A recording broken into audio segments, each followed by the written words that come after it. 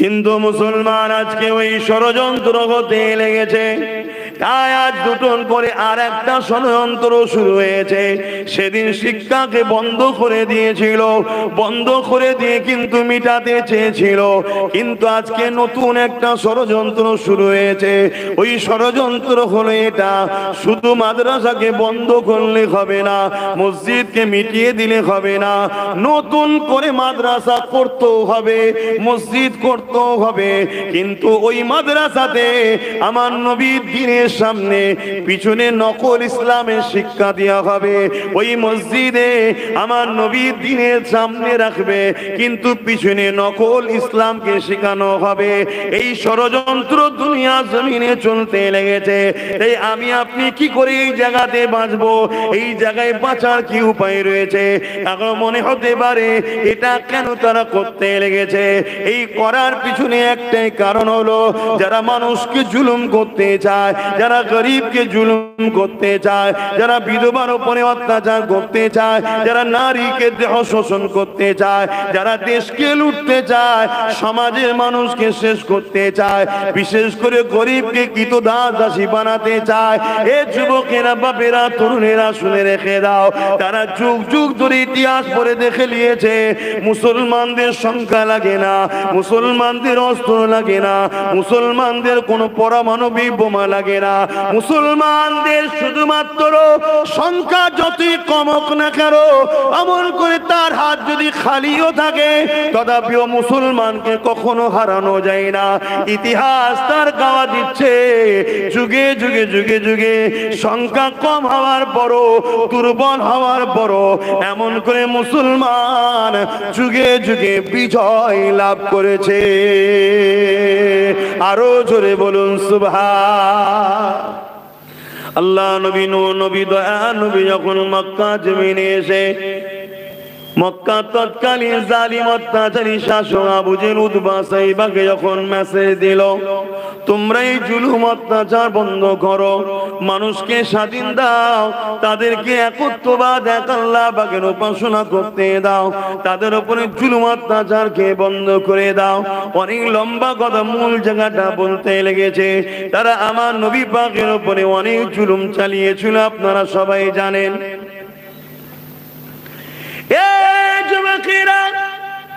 আল্লাহ আমাকে আপনাকে সঠিক রাস্তা দেখাবার জন্য যুগে যুগে যুগে যুগে নবী রাসূল পয়গম্বরকে পাঠিয়েছে এবং আসমানি কিতাব পাঠিয়েছে। মোট আসমানি কিতাবের সংখ্যা হলো 104টে, তার মধ্যে 4টে হলো বড় কিতাব, বাকি 100টা হলো সহিফা ছোট কিতাব। এই 104টের মধ্যে 4টে কিতাবের নাম পাওয়া যায়, বাকি 100 কিতাবের নাম আমরা জানি না। তাই কোন ধর্মগ্রন্থের সমালোচনাও করতে চাই না, কিন্তু আমাদের জন্য আল্লাহ যেটা সিলেবাস করেছে, যেটা সর্বকালের সর্বশ্রেষ্ঠ ফায়সালা, আল্লাহ চূড়ান্ত ফায়সালা কালামুল্লাহ কোরআন শরীফকে আল্লাহ তোমার আমার জন্য বিধান করে পাঠিয়েছে, তোমার আমার জন্য জীবন ব্যবস্থা করে পাঠিয়েছে। এই যুবকেরা এই কিতাবটা তোমাকে আমাকে জানাবে বলে আল্লাহ পাক এই কিতাবের আগে একজন শিক্ষক নবী রাসূল পয়গম্বর পথ প্রদর্শক পাঠিয়েছে। তিনি অন্য কেউ নাই, সর্বকালের সর্বশ্রেষ্ঠ রাসূল নূর নবী মুহাম্মদুর রাসূল।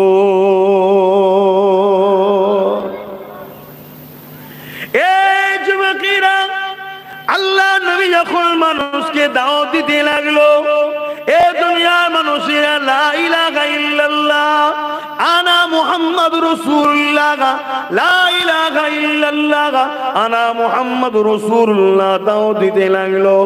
মনে রাখবেন, আমার নবী পাকের দিকে মানুষ আগাতে লেগেছে, আমার নবী পাকের কথা শুনতে লেগেছে।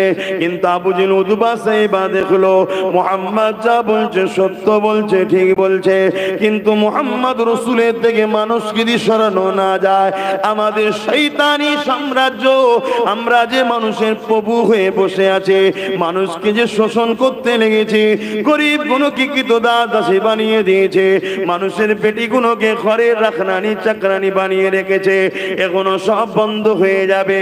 তাই তারা আমার রাসূলুল্লাহ বিরোধী করেছিল।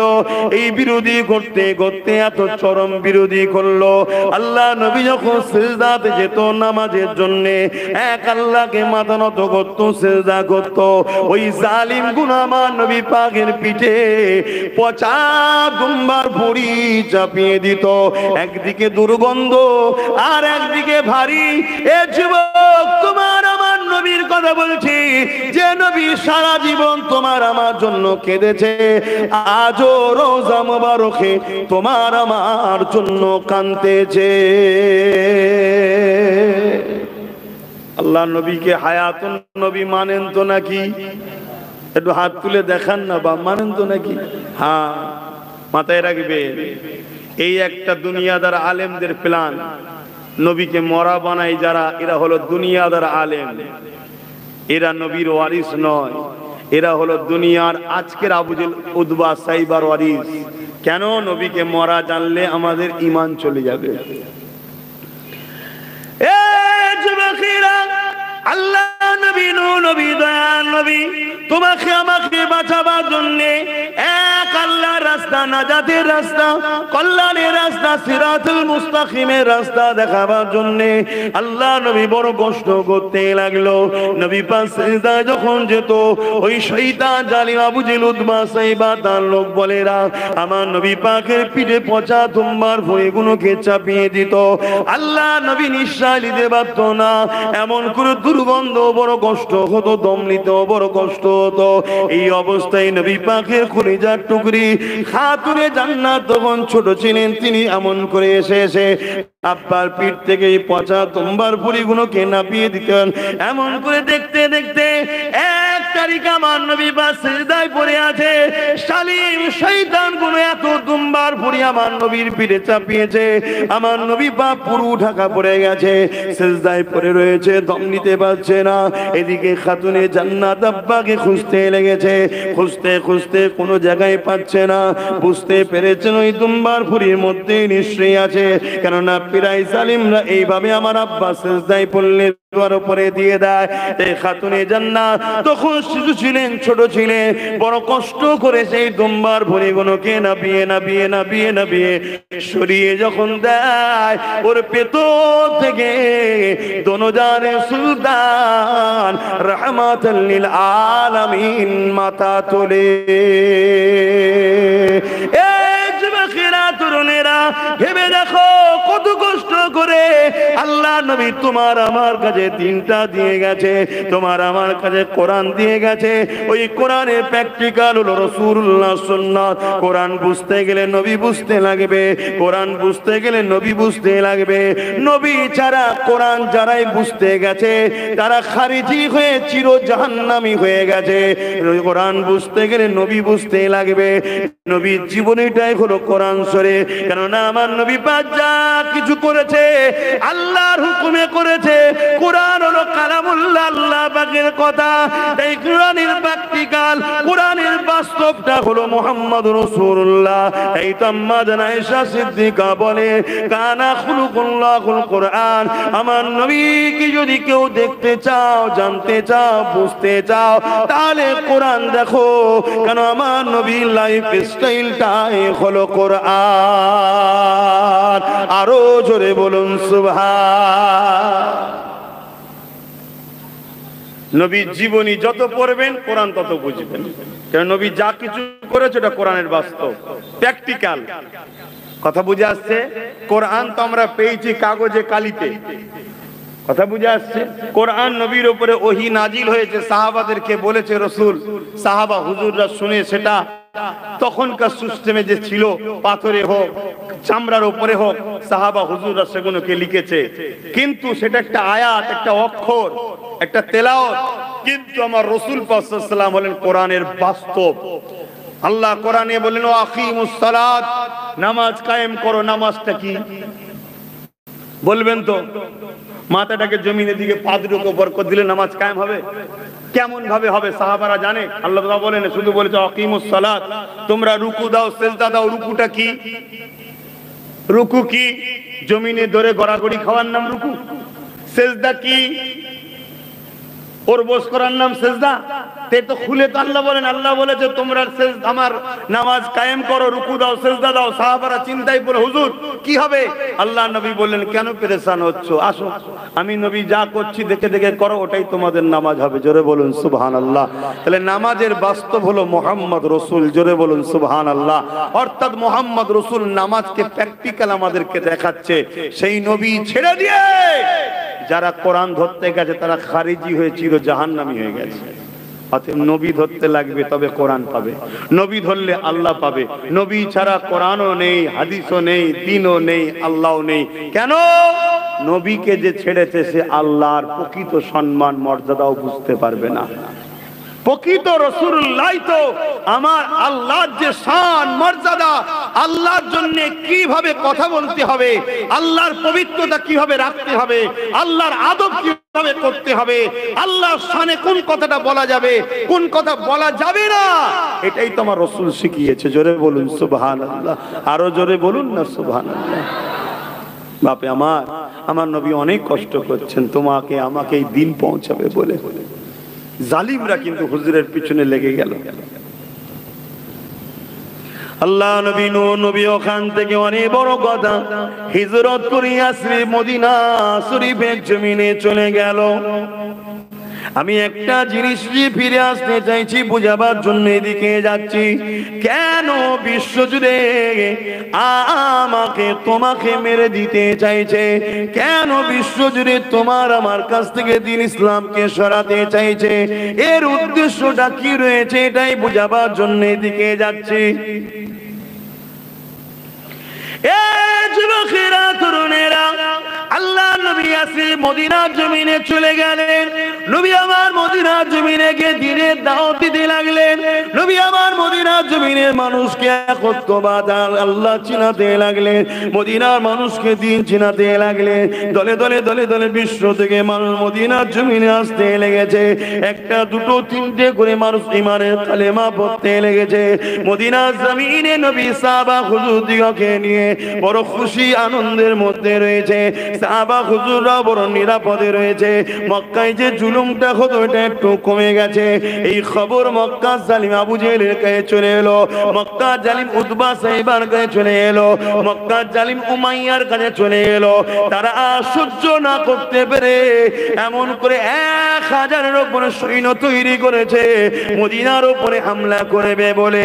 ওই সৈন্যদের মধ্যে তরোয়াল রয়েছে সবার হাতে, তীর রয়েছে, বল্লম রয়েছে, ঘোড়া রয়েছে, যুদ্ধের লেবাসও রয়েছে। এইভাবে তারা রওনা দিয়েছে মদিনার উপরে হামলা করব। কেন? মদিনার মানুষেরা আমার রাসূলুল্লাহকে কেন আশ্রয় দিল? তাহলে রাগটা কার জন্যে? বলছে না তো, নবীর জন্য। জোরে বলুন, রাগটা কার জন্যে? আমাদেরকে আজকে যারা টার্গেট করেছে মূলত রাগটা হলো আমরা রাসূলুল্লাহকে ভালোবাসি তাই। আর নবীর উপরে এত রাগ তাদের কেন? এই জন্য রাগ। পৃথিবীর বুকে 1000 বছরে পারস্যর শিরক বিদআত অন্যায়কে নূর নবীর কদমের ওসিলায় আল্লাহ পাক চিরতরে মিটিয়ে দিয়েছে। এই জন্য আমার নবীর উপরে রাগ। কিসরা, কাইসার, রোম শুরু করে পৃথিবীর বুকে যারা 1000 বছর ধরে মানুষের খোদা সেজে বসেছিল, মানুষগুলোকে গোলাম বানিয়ে রেখেছিল, গরিবের রক্তগুলোকে শোষণ করছিল, নারীগুলোকে ভোগের পাত্রী বানিয়ে দিয়েছিল। আমার নূর নবী এসে পৃথিবীর প্রত্যেকটা গরিবের গলা থেকে দাসত্ব শিকলকে খুলে দিয়েছে। নারীদেরকে জন্তু পুঁতে দেওয়া হতো, ওই নারীদেরকে মায়ের সম্মান দিয়ে সম্মানিত করেছে। পৃথিবীর জমিনে বেইনসাফি হতো, আল্লাহ নবী ইনসাফ দিয়েছে। পৃথিবীর জমিনে নকল খোদা সেজে মানুষ বসেছিল, তাদের উপাসনা হতো, আল্লাহ নবী বন্ধ করে দিয়ে এক আল্লাহর উপাসনা করা শিখিয়েছে। এই জন্য পৃথিবীর জমিনে প্রত্যেকটা অত্যাচারকারী প্রত্যেকটা মানবরূপী শয়তান এবং নারীদেরকে যারা ভোগ করা পছন্দ করে, যারা আমার নবীকে তারা দুশমনী করে, যারা মা বাপের উপরে জুলুম করা পছন্দ করে, তারাই তো আমার নবীর দুশমনী করে। যারা সমাজের গরিবকে নিজেদের দাস দাসী বানাতে চায়, তারাই তো আমার নবীর দুশমনী করে। সেই দিন থেকে নিয়ে আমার নবীর দুশমনী বিশ্ব জুড়ে শুরু হয়েছে। আর এক শ্রেণীর লোক আমার নবীর দুশমনী করে বেড়ায়। কারা তারা? যারা মুসা নবীর দাবি করে ধর্মের লেবাস দিয়ে করে খেত। বুঝছেন তো নাকি? আমি একটু অন্য লাইনের আলোচনা করি, আপনারা সবই তো জানেন। ওই শুধু কেসটা কাহিনী ঘটনা বলে না, সমাজকে বাঁচাবার চেষ্টা করে আজ করছে। অসুবিধা হচ্ছে? মাইকের আওয়াজে বুঝতে পারছেন? তাহলে এক শ্রেণীর দুশ্মন বুঝলাম, যারা মানুষের প্রভু হতে চেয়েছিল, মানুষের নারী, মানুষের পরিবার তাদের ভোগের পাত্রী। শুনছেন? মানুষ তাদের গোলাম। নবী আজাদ করেছে, নবী ইনসাফ দিয়েছে, নবী ইনসানিয়াত দিয়েছে, নবী জুলুম বন্ধ করেছে। রাজা হবে রাজা হও, প্রজার উপরে জুলুম নয়। নেতা হবে নেতৃত্ব দাও, প্রজার খেদমত করো, জুলুম নয়। নারীদেরকে জন্ত পুতা নয়, নারী মা, আর মায়ের পায়ের তলায় জান্নাত দিয়েছে। জোরে বলুন সুবহানাল্লাহ। জান্নাত শ্রেষ্ঠ আল্লাহর নিয়ামত। আল জান্নাতু তাহতা আকদামুল উম্মাহাত। সেই জান্নাতকে নবী মায়ের পায়ের তলায় দিয়েছে। জোরে বলুন সুবহানাল্লাহ। শুনছেন তো নাকি? তাহলে রাগ হবে না? হবে না? ঘরে যদি চতুর্দিকে আলো জ্বলে দিন হয়ে থাকে, চোরের রাগ হবে না? হবে না? যে তুই তোর ঘরটা আলো করে রাখছিস, পুরো গ্রাম আলো করছিস কেন? তোরটাতে আগে ডাকাতি করবে, তোর জন্য অন্য বাড়িতে যেতে পারছি না। কথা বুঝছেন? তাহলে আমার নবীর উপর রাগ হওয়ার কারণ বুঝছেন? এই এক শ্রেণী। আর এক শ্রেণীর লোকের আমার নবীর উপর রাগ, যারা মুসা নবীর দাবিদার, কিন্তু তাওরাত কিতাবের মধ্যে বিকৃত করে ধর্ম ব্যবসা শুরু করেছিল। শুনছেন? ঈসা নবীর দাবিদার, কিন্তু ঈসা নবীর যে মূল কথা, সেই কথাকে ছেড়ে দিয়ে নিজেদের মন গড়া ঢুকিয়ে দিয়ে তারা দুনিয়ার মানুষের কাছে ব্যবসার দোকান খুলেছিল। আমার নবী আসাতে ঈসা নবীরও নেতৃত্ব বন্ধ, মুসা নবীরও নেতৃত্ব বন্ধ, সমস্ত নবীদের নেতৃত্ব বন্ধ হয়ে গেছে।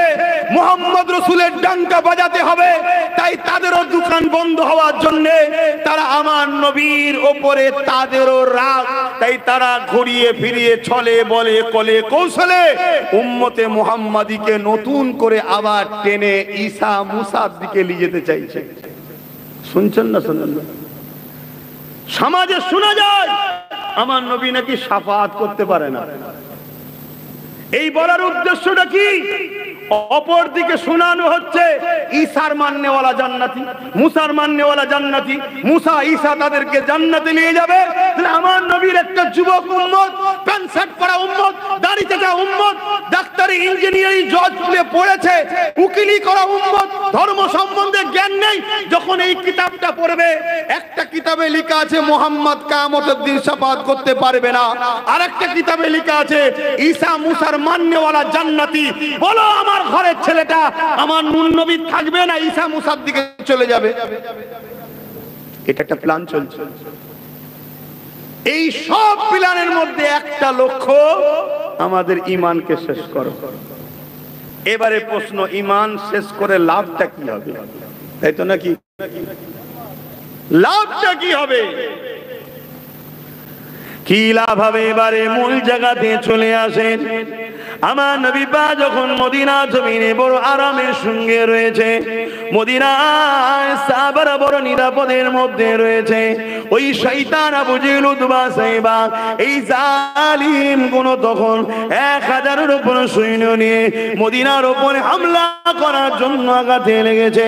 আমার নূর নবীর কাছে মেসেজ চলে এলো, আমার রহমতের নবীর কাছে খবর চলে এলো, আমার শাফাআতুন নবীর কাছে খবর চলে এলো, আমার হায়াতুন নবীর কাছে কাছে খবর চলে এলো, আমার মেয়েরা নবীর কাছে খবর চলে এলো, আল্লাহ পাকের শ্রেষ্ঠ নবী নূর নবীর কাছে যখন খবর চলে এলো, নবী আমার মদিনা নববী শরীফে গিয়ে সাহাবাদেরকে ডাক দিলেন, বাবা সাহাবারা কি আছো বাবা, আল্লাহ দিনের জন্য জান মাল দিতে পারবে বাবা।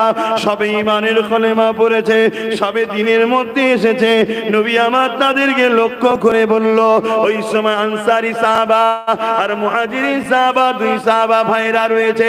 মুহাজিরিন সাহাবাদের মধ্যে থেকে এ যুবক চিনার জন্য বুঝাচ্ছি, ভক্তির জন্য বুঝাচ্ছি, আমার উদ্যতম পুস্তের দাদু হযরত আবু বকর সিদ্দিক উঠে দাঁড়িয়ে বললেন, দাঁড়িয়ে গিয়ে বলেছিলেন, ইয়া রাসূলুল্লাহ হাবিবাল্লাহ, হুজুর আপনি কি করতে হবে বলো, জান লাগলে জান, মাল লাগলে মাল, কেননা যেদিন আপনার হাতে হাত দিয়েছিলাম সেদিন থেকে আমাদের জান মাল আর আমাদের নাই। যেদিন আপনার কলেমা পড়েছিলাম সেদিন থেকে আমাদের জান মাল আর আমাদের নাই।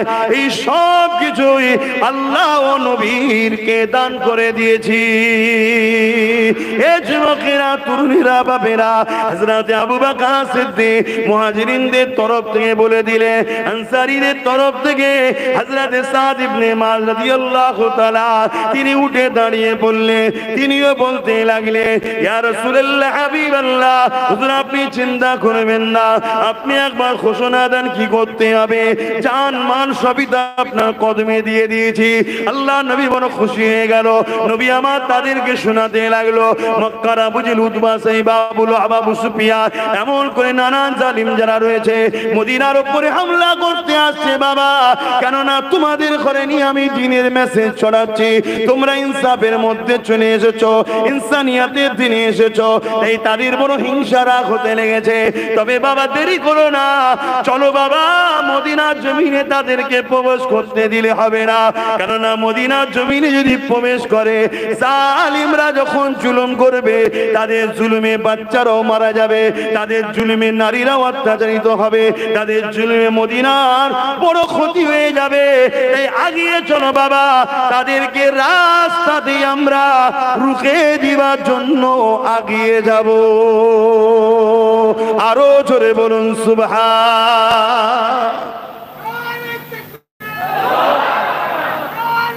আল্লাহ।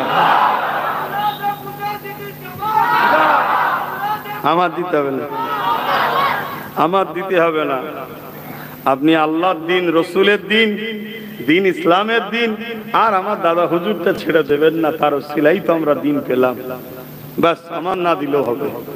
আমি তো গোলাম, আমার নূর নবীর গোলাম। আমি কেন, আমার বাপ গোলাম, আমার দাদু গোলাম, আমার 14 উপরে যাবেন যত সবাই তো হুজুরের গোলাম। আমরা হুজুরের গোলামি করেছি বলেই তো আল্লাহ সম্মানিত করছে। মনে রাখবেন, হুজুরের গোলামি ছাড়া মুক্তি নাই। অনেকে বলে ডাক্তার হয়েছি, আমার ছেলে ডাক্তার, ভালো কথা, খারাপ না, অস্বীকার করছি। আপনার ছেলে ডাক্তার ঠিক আছে, হুজুরের গোলাম কি চেনে হুজুরকে? তাহলে আপনার ছেলে সাকসেসফুল নয়, মারা গেলে সব ভুলে যাবে লোক। আপনার ছেলে জজ, তাই নাকি? ভালো কথা হয়েছে, ভালো কথা, ওটাও দরকার আছে। আপনার ছেলে কি হুজুরের গোলাম, নবীর গোলাম কি না? তাহলে আপনার কি ছেলের কিছু দাম নেই। কে কি হতে পেরেছে ওটা সাকসেসফুল নয়, প্রকৃত সাকসেসফুল হলো যে রসুলের গোলাম হতে পেরেছে সে। জোরে বলুন সুবহানাল্লাহ। সবকিছু মৃত্যুর সাথে মিটে যাবে, আর রসুলের গোলাম চলে যাবার পরও দাম বেড়ে যায়। জোরে বলুন সুবহানাল্লাহ। আজও কোটি কোটি লোক দেখুন না, আমার গরিবে নওয়াজ 800 বছর হলো চলে গেছে। কত বছর? 800 বছর কম বেশি। আজও কোটি কোটি লোক তিনার দরবারে যাচ্ছে। জোরে বলুন সুবহানাল্লাহ। আমার দেশের 50 বছর আগে কোনো যে নেতা মারা গেছে কারো খোঁজ আছে? 50 বছর কোনো খেলোয়াড়ের খোঁজ আছে? 50 বছরের আগে কোনো নায়ক নায়িকা মারা গেছে খোঁজ আছে? কেউ খোঁজ নেয়। কেন? পুরা নবীর গোলাম হতে পারেনি। আর আমার মুজাদ্দিদ আল-পেসানি চেনেন না? এই চেনেন না? সব চেনে, কিন্তু 100 বছর আগে বাপ আমার ভারতবর্ষে 100 বছর আগে যে ভারত চালাতো তার নাম বলতে পারবে? কেউ চেনে না, কেউ জানে না। কিন্তু আমার মুজাদ্দেদ আল পেশানিকে কোটি কোটি লোক এখনো চেনে, শুধু নয় তার দরবারে গিয়ে চোখের পানি ফেলে কাঁদে, ও হুজুরের গোলাম দোয়া করেন না আমাদের জন্য, জোরে বলুন সুবহানাল্লাহ। দেখুন ফুরফুরার মুজাদ্দিদুজ্জামান 100 বছর কম বেশি কাছাকাছি চলে গেছে, আজও কোটি কোটি লোক তার ইসালে সাহাবে ভিড় করছে। সারা বছর যায় 3 দিন ইসালে সাহাবে, কিছু কম বেশি 1.5 কোটির কাছাকাছি মানুষ যে ভিড় করে 3 দিন ধরে। কেন? নবীর গোলাম ছিল। আমার দেশের প্রেসিডেন্ট ছিল নাকি? আমার রাজ্যের সিএম ছিল নাকি? না না না না, কত সিএম মরে গেছে, লোক ভুলেই গেছে। কিন্তু দাদা হুজুরের কাছে আজও যাচ্ছে, নবীর গোলাম ছিল, জোরে বলুন সুবহানাল্লাহ। দেখো না দেওবন্দীদের পীর হাজী ইমদাদুল্লাহ মুহাজির মাক্কি, আমিও তেনার নাম নিলাম না, আমি তেনার সিলসিলার না হলেও নাম নিলাম। কেন? তিনি নবীর গোলাম ছিল, জোরে বলুন সুবহানাল্লাহ। দেখো না বেরেলিদের পীর আলা হযরত আহমদ রেজা খান বেরলভী, আমি তেনার সিলসিলার না হলেও নাম নিলাম। কেন? তিনি নবীকে ভালোবেসেছিল, নবীর গোলাম ছিল। কথা বুঝে আসছে? কারামত আলী জোনপুরি সাহেব, আমি তেনার সিলসিলার না হলেও নাম নিলাম। কেন? তিনি নবীর গোলাম ছিল। তো নবীর গোলাম কখনো মেটে না, জোরে বলুন সুবহানাল্লাহ। বাকি সব মিটে যায়। এখানে আরেকটা কথা শোনেন, নবীর গোলামের বয়স যত বাড়ে দাম তত বাড়ে, জোরে বলুন সুবহানাল্লাহ। বাকি সব জায়গায় বয়স বাড়লে দাম কমে যায়। খেলোয়াড়ের বয়স হলে খেলা খারাপ হয়ে যায়, দাম কমে যায়। নায়ক নায়িকার বয়স ভালো হলেও ফিগার নষ্ট হয়ে যায়, চেহারা নষ্ট হয়ে যায়, ভ্যালু কমে যায়, কি বলে, দামও কমে যায়। নেতা বুড়ো হলে জনতার দলের নতুন নিউ জেনারেশন বলে আমরা এখন তরুণরা সব নেতৃত্ব দেবো, সব জায়গায় দাম কমে যায়। কিন্তু ফুরফুরা শরীফে আজও যাও, আব্বাস সিদ্দিকীর কাছে যদি লাখ লোক দেখা করে, আমার মুরব্বী বাচ্চাদের কাছে কোটি লোক দেখা করে, জোরে বলুন সুবহানাল্লাহ। কেন? নবীর গোলামের বয়স বেড়েছে। এখানে বয়স বাড়লে দাম বাড়ে। নবীর গোলামি ছাড়া আল্লাহ পাওয়া যাবে না। নবীর গোলামি ছাড়া দ্বীন ইসলামকে বুঝা, নবীর গোলামি ছাড়া কোরআন জানা যাবে না। কথা মাথায় ঢুকিয়ে নেন। আর দুনিয়া চাইছে আমাদেরকে সব দে, নামাজ দে, রোজা দে, দাঁড়ি দে, টুপি দে, মসজিদ দে, মাদ্রাসা দে, কোরআন দে, সব দে, শুধু ছলে বলে কলে কৌশলে নবীর গোলামিটা কেড়ে নেয়। কেন ভাই জানবেন না কেন? হযরত আবু বকর সিদ্দিককে জিজ্ঞাসা করা হয়েছিল, ও হযরত আবু বকর সিদ্দিক, আপনার নামাজ রয়েছে, রাইসুল মুনাফিক আব্দুল্লাহ ইবনে উবাই নাম শুনেছেন আপনারা? আব্দুল্লাহ ইবনে উবাইয়েরও তো নামাজ রয়েছে। এই আবু বকর সিদ্দিক, আপনি রাসূলুল্লাহর প্রথম খলিফা। আব্দুল্লাহ ইবনে উবাই সেও তো নবীর সাহাবী দাবি করেছে। এই আবু বকর সিদ্দিক, আপনি নবীর সাথে জিহাদের ময়দানে গেছে, আব্দুল্লাহ ইবনে উবাইও জিহাদের ময়দানে গেছে। এই আবু বকর সিদ্দিক, আপনি নবীর সঙ্গে হজ করেছে, আব্দুল্লাহ ইবনে উবাইও হজ করেছে। এই আবু বকর সিদ্দিক, আপনি রোজা রেখেছে, আব্দুল্লাহ ইবনে উবাইও রোজা রেখেছে। এ যুবকেরা, আমার আবু বকর দান করেছে, আব্দুল্লাহ ইবনে উবাইও দান করেছে। কিন্তু আল্লাহর কোরআন আব্দুল্লাহ ইবনে উবাই সম্বন্ধে এবং সমস্ত মুনাফিক সম্বন্ধে জানিয়েছে, এরা হলো জান্নাত জাহান্নামী।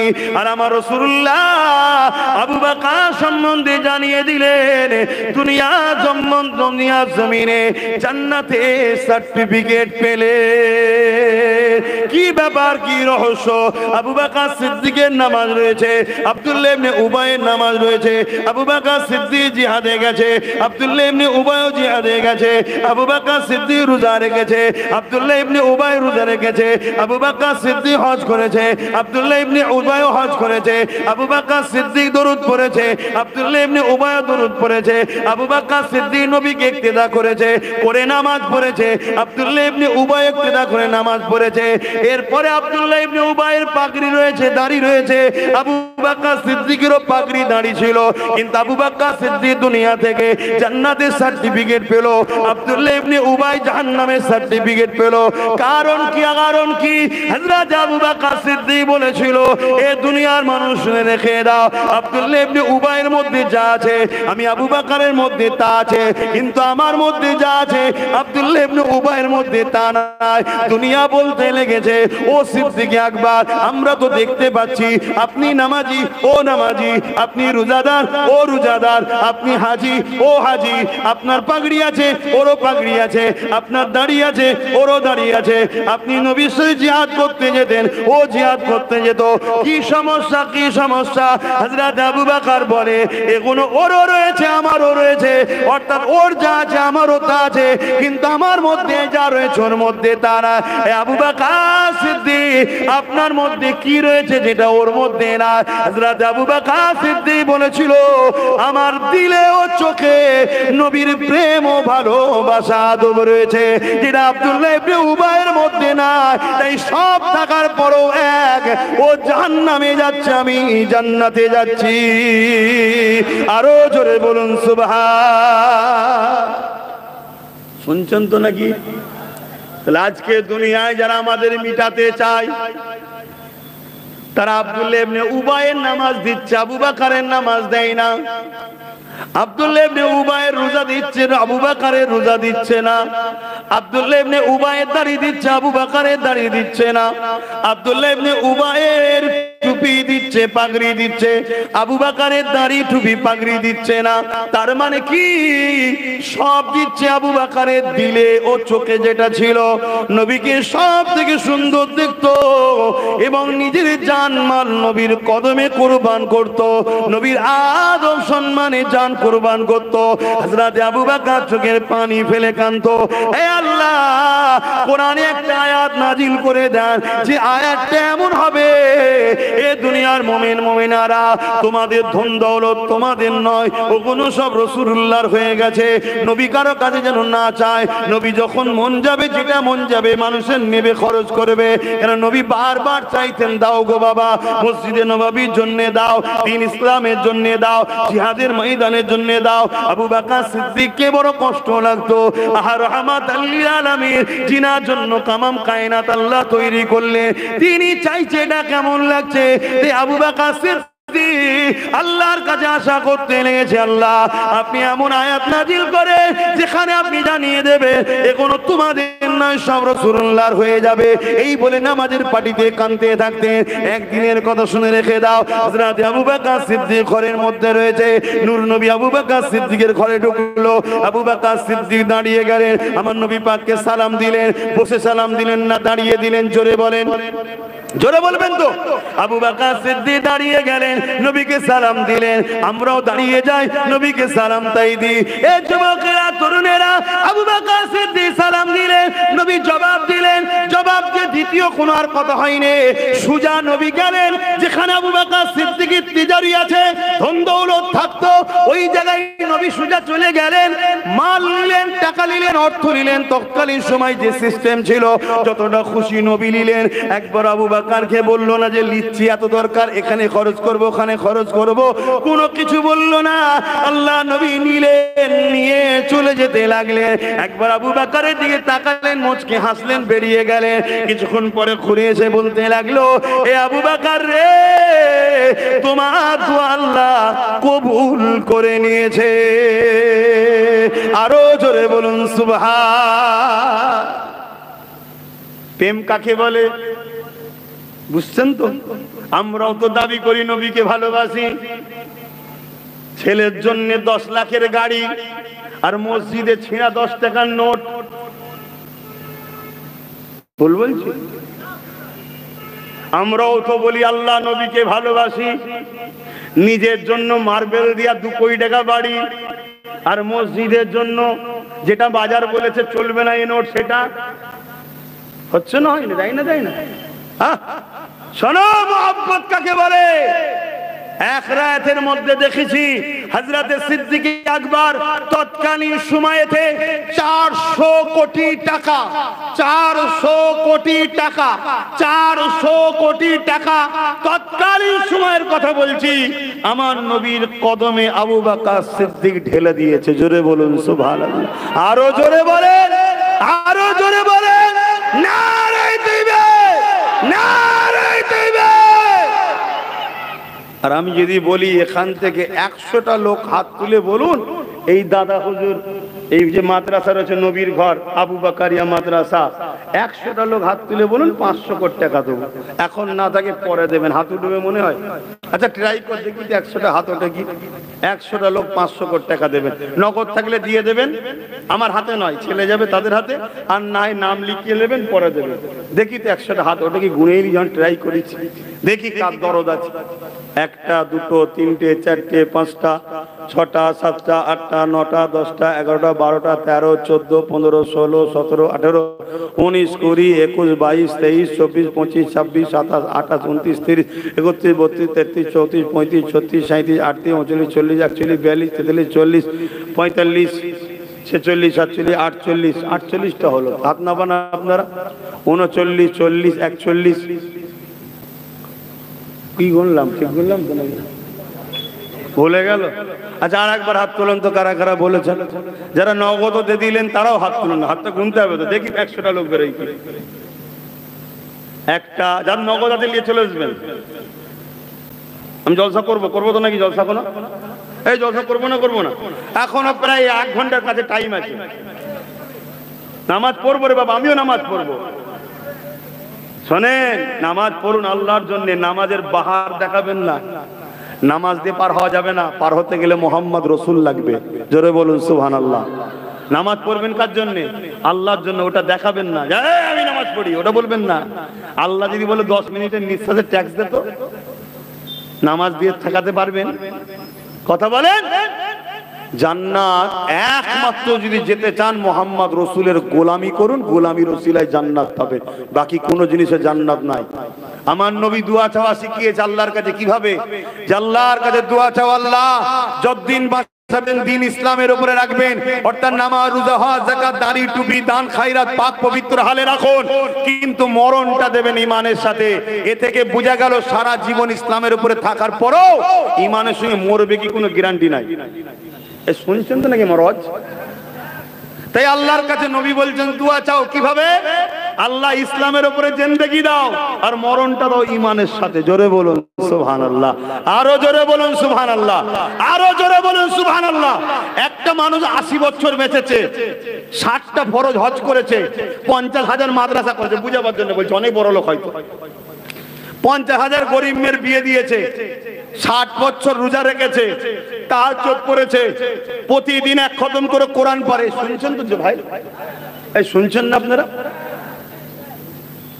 এগুলো ভালো কাজ না খারাপ কাজ? জোরে বলেন, ভালো কাজ না খারাপ কাজ? 5,000 মাদ্রাসা করেছে, ভালো কাজ না খারাপ কাজ? কিন্তু মরণের সময় বেঈমানে মরেছে, জান্নাত পাবে? কথা বলছো না? আর একটা লোক সারা জীবন শিরক করেছে, আল্লাহর বিরুদ্ধে, নবীর বিরুদ্ধে, দ্বীনের বিরুদ্ধে, বিভিন্ন সব শিরকই হয় জানেন না? এক আল্লাহর ইবাদত না করে অন্য জায়গায় ইবাদত করে, বুঝতে পারছেন তো নাকি? কিন্তু মরণের সময় কলেমা পড়তে পড়তে ইমানের সঙ্গে মরণ হয়েছে, এ জান্নাত যাবে না? যাবে না? কদিন যাবে? সারা জীবনের জন্য ঢুকবে আর বেরোবে না। জোরে বলুন সুবহানাল্লাহ। তাহলে মরণ কিসে দরকার? ঈমান। মরণ কিসে দরকার? আর জিন্দেগি কিসে দরকার? ইসলামের উপরে। জোরে বলুন সুবহানাল্লাহ। জিন্দেগি ভালো নামাজ রোজা দাড়ি টুপিতে, জিন্দেগি ভালো হজ যাকাত দান খায়রাতে, জিন্দেগি ভালো। এটা দুনিয়ার জিন্দেগিতে নামাজ রোজা যারা আছে সে বড় আরামে আছে। আর মরণ ভালো কিসে? আপনাদের মধ্যে কষ্ট হচ্ছে, জোর করেই মত শোনাচ্ছি, বুঝছেন কিনা বলবেন তো? মরণ ভালো কিসে? ঈমানে। ঈমানটা কি বলুন? ঈমান কি? কলকাতার রসগোল্লা নাকি কিনে খেয়ে নেবেন? ঈমান কি? এই যে গাছ দেখছেন না, গাছ, আচ্ছা আমি ওটা গুনে নিয়ে আগে, আমি গুনবো 100টা মানুষ পাওয়া যায় কি দেখি। এত তো বুক ফাটাচ্ছে যে নবীর হও, নবীর হও, এত তো সব আল্লাহ করে মুসলমান, জানতে দেবো। হ্যাঁ কি বলি না, বলি না, জানতে দেবো, আল্লাহর জন্য জানতে দেবো, নবীর জন্য জানতে দেবো। আরে তুমি না দিতে চাইলে আল্লাহ নেবে, তুমি যদি নাও দাও তাও আল্লাহ নেবে, তাই তো নাকি? হ্যাঁ, ওটা তো বলতে খুব সহজ লাগে, হাকিকাতে প্রমাণ দাও না। দেখি তো 100টা লোক যারা যারা হাত তুলেছিলেন 500 করে দেবেন বলেছিলেন, নগদ হোক বা লিখি হোক, কারা কারা হাত তুলেছিলেন হাতটা তোলেন না, হাতটা তোলেন, গুনবো শুধু 1টা 2টো 3টে 4টে 5টা 6টা 7টা 8টা 9টা 10টা 11টা 12টা 13টা 14 15 16 17 18 19 20 21 22 23 24 25 26 27 28 29 30 31 32 33 34 35 36 37 38 39 40 41 42 43 45 46 47 48 49 50 51 52 53 54 54টা হয়েছে, 55 56 হাত নেপিয়ে দেন আপনারা, 56টা হলো, বাকি কই? 57 নম্বরে কে হাত তুলবেন বলুন, আর কে কে দেবে? 57 দেখি এই ঘরে মাদ্রাসার জন্য দিতে পারবেন না 500 টাকা? 57 58 58 বলুন, কে দেবেন কমসে কম? আর 2টো লোক তুলে 60 করেন দেখি, এই 2টো কে দেবেন? একটা হলো, আর একটা কে আছে? আরেকটা কে আছে? ওই তো দেখেন, যাক আলহামদুলিল্লাহ।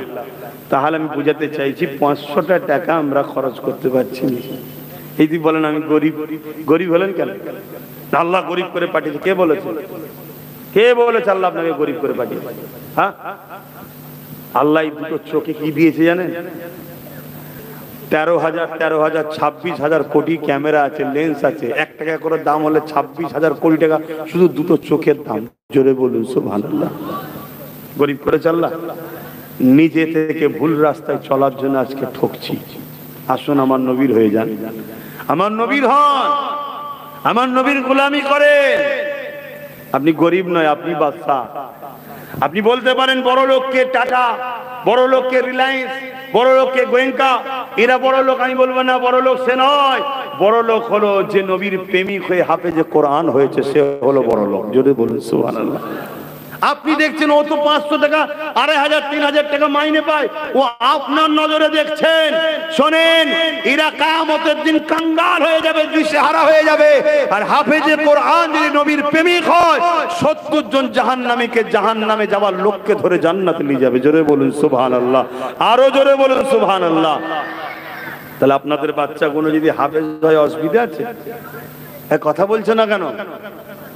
কিন্তু হাফেজ হলে শুধু হবে না, নবীর প্রেমিক হতে হবে। হাফেজও 2 ধরনের, হাফেজও 2 ধরনের। বড় বড় কোরআন তেলাওয়াত করে, ও টান সুর, বাপ রে বাপ, কিন্তু নবীর দুশমন, নবীর আদব নেই, নবীর সম্মান নেই, নবীর সামনে কি কথা বলতে হয় কোন কথা বলতে নেই জানে না। কিছু লাভ আছে ভাই? আমি কি বোঝাচ্ছি বুঝছেন তো নাকি? কেন এই কথা কোনো বুঝাচ্ছি জানেন? আপনারা খেটে খাওয়া মানুষ, আমাদের তো সব হারা হয়ে গেছে। নামাজও শেষ, রোজাও শেষ, দাড়ি শেষ, জুব্বা শেষ, টুপি শেষ, মাহফিলে নেই, যাত্রায় ভিড়, গানে ভিড়, ফাংশনে ভিড়, ইমানদার নেতাও নেই, সব বদমাইশ আমাদের এখন নেতা হয়ে দাঁড়িয়েছে। সব জায়গাতেই আমাদের কানা। কমসে কম যদি ইমানটা থাকে, একদিন না একদিন জান্নাতটাই যেতে পারবে। জোরে বলুন সুবহানাল্লাহ। এজন্য বুঝাচ্ছি বাপ, পেটের জ্বালায় জলসা করিনি, নবীর গোলাম হব বলে জলসা করছি। নবীর গোলাম হবার শখ, জানি না নবী আমায় কবুল করবে কি, এটাও শুনে রাখো। নবী যদি না পছন্দ করে তো বেকার হয়ে গেল আব্বাস সিদ্দিকী। অত সহজ নয়, অত সহজ নয় নূর নবীর গোলাম হওয়া, অত সহজ নয়। যে নবীর জুতো আল্লাহর আরশে ওঠার চান্স পেয়েছে, জোরে বলুন সুবহানাল্লাহ, সেই নবীর গোলাম হওয়া চারটিখানি ব্যাপার নাকি?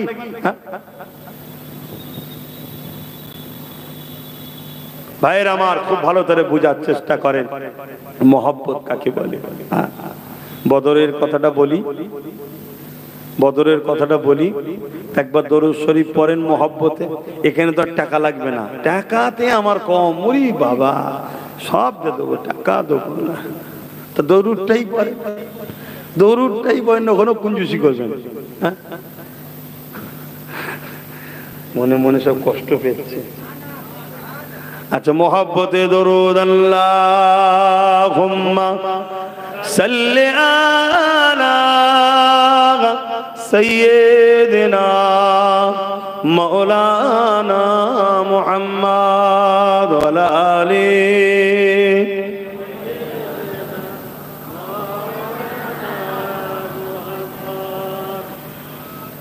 रहमत बरस रही है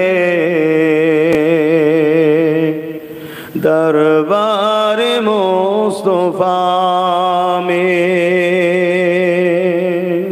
बोलून ना सुभान अल्लाह। रहमत बरस रही है दरबार मुस्तफा में, बिन मांगे मिल रहा है दरबार मुस्तफा में। रहमत बरस रही है दरबार मुस्तफा में।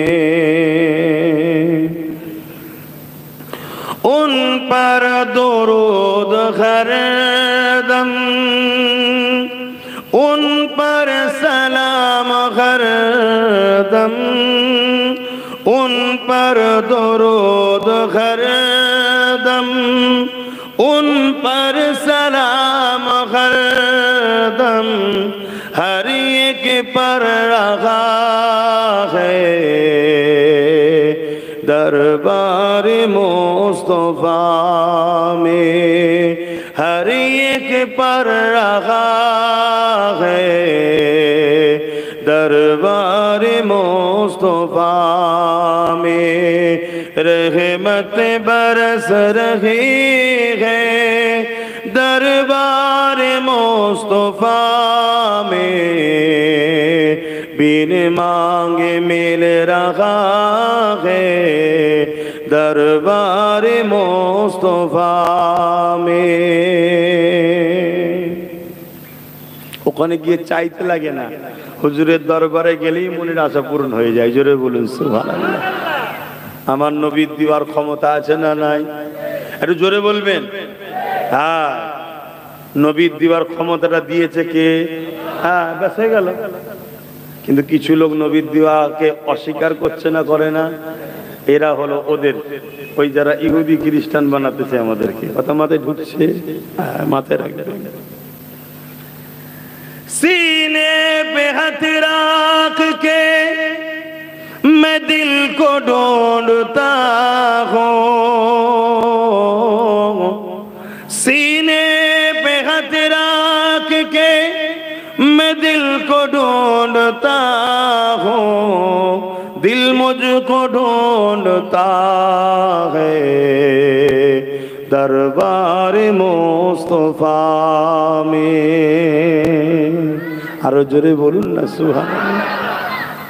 আপনাদের দেখে আমার কি মনে হচ্ছে জানেন? একটা বালি দিতে আমি একটু শুয়ে ঘুমিয়ে নি। ঘুম টুম ঠিক হয় না তো আমাদের দিন রাত।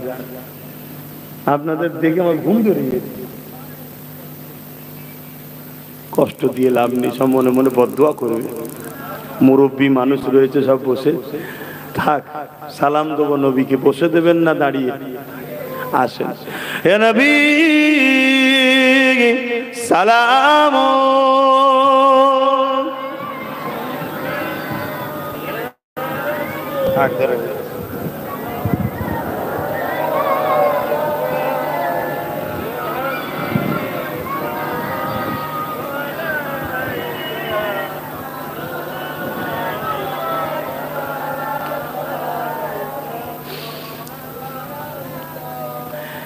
এই দাঁড়ানোলিও সমালোচনা আছে না নাই? থাকবে। কিন্তু আপনাদেরকে আমি বলে যাচ্ছি, যদি কেউ বসে দেয় তার সাথে ঝগড়া করবেন না। কিছু শুনছেন? যদি কেউ বসে দেয় তার সাথে ঝগড়া করবেন না। কিন্তু আমাদের দাঁড়ানোর বিরুদ্ধে কেউ যদি ফতোয়া দেয়, জানবেন সে নবীর দুশমন। কি বললাম বুঝতে পারলেন না? কেউ বসে দিচ্ছে, তার সাথে আমার ঝগড়া নেই। কেন? তার প্রেম, তার আদব তার কাছে, সে জবাব দেবে। কিন্তু আমি দাঁড়াই নবীর প্রেমে, নবীর আদবে। আমার বিরুদ্ধে কেউ যদি ফতোয়াবাজি করে এই দাঁড়ানো নিয়ে, জানবেন ও গোস্তাকে রসুল। আর গোস্তাকে রসুল মানে বুঝতে পারলেন তো? দাঁড়িয়ে আছে, নামাজ আছে, রোজা আছে, সব আছে, কিচ্ছু করার নেই। এই যে গাছ দেখছেন না, এই গাছে দেখুন কত ডাল আছে, পাতা আছে, ফুল হয়, পালা হয়, তাই তো নাকি? এখন কেউ যদি সব গাছের ডালগুলো কেটে দেয়, গাছটা মরে যাবে? হ্যাঁ যুবকরা বলো, মরে যাবে? কেন মরবে না? ওর মূল ঠিক আছে, ওর মূল ঠিক আছে। আর মূল যদি ঠিক থাকে আবার ডালপালা গজাবে না? গজাবে না? মূলটা কোথায় থাকে? কোথায়? মাটির তলায়। কেন? দামি জিনিস। ডাল গেলে ডাল আসবে, মূল গেলে সব শেষ। পাতা গেলে পাতা ফুটবে, মূল গেলে সব শেষ। এই মূল দামি জিনিস গোপনে থাকে। আর ডালপালা দেখুন পড়ে আছে, কেউ যদি কেটে দেয় গাছ মরবে না, একটু বেমানান হয়ে যাবে বা দুর্বল হবে, তাই তো নাকি? এই গাছকে নিয়ে আপনাদের উদাহরণ দিচ্ছি বুঝাবার জন্য। আম মানুষ তো, ডালপালা, পাতা, ফল মূল এগুলো হলো নামাজ, রোজা, দাড়ি, টুপি, হজ, যাকাত। যদি কারো না থাকে, বেমানান, দুর্বল, মূল যদি ঠিক থাকে, অর্থাৎ এখানে যেটা আছে ঈমান, কালকে হাজি হবে, দাড়িওয়ালা হবে, নামাজি হবে, রোজাদার হবে, আবার পাতা ডাল গজাবে। জোরে বলুন সুবহানাল্লাহ। আর এটা যদি চলে যায়, অর্থাৎ মূল সব শেষ। অতএব এই দাঁড়ানোটা হলো এখানের ব্যাপার, এটা মসলার ব্যাপার নয়, এটা ফতোয়ার ব্যাপার নয়, এটা দাড়ি, নামাজ, রোজা, হজ, যাকাত, দাড়ি, টুপির ব্যাপার নয়, এটা মূলের ব্যাপার, যেটা গোপনে থাকে। এখানে ফতোয়া চলে না, এখানে প্রেম আর আদব চলে। জোরে বলুন সুবহানাল্লাহ। কথা মাথায় থাকবে।